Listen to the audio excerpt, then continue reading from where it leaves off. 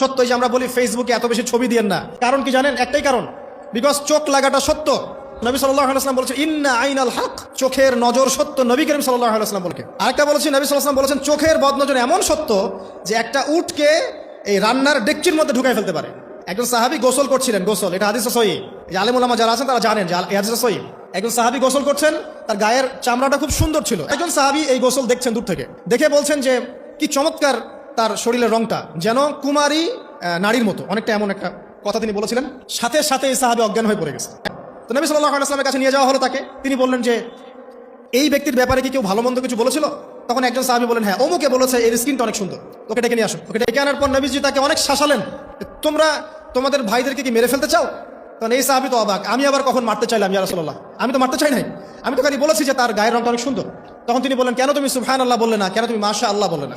যখন মাশাআল্লাহ বলবেন, সুবহানাল্লাহ বলবেন, নজরটা লাগবে না।